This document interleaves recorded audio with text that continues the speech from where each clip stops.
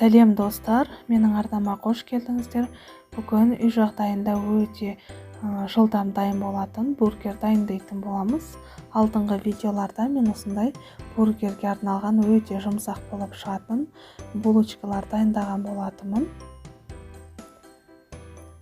Енді котлетін дайындау үшін бізге осындай тартылған ет майлы түрі және бір дана пиязымызды күштен өткізіп аламыз. Және дәміне қарай тұзымызды, қара бұрышымызды салып, барлығын жақсылап ұрғылау арқылы араластыратын боламыз. Осылай шамамен 130-150 граммдай алып, барлығын домалақ пішінге келтіріп, дайындап аламыз.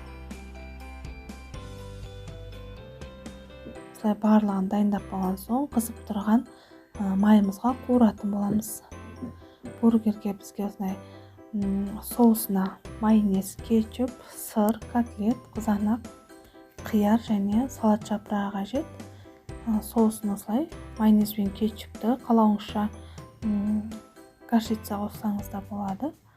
Дәл осылай бургерімізге молынан осылай жағып шығатын боламыз.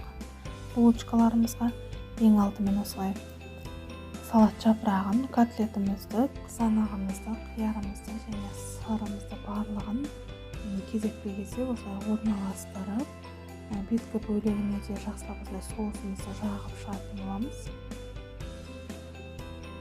Осылай үй жағдайында біздің бургеріміз дайын.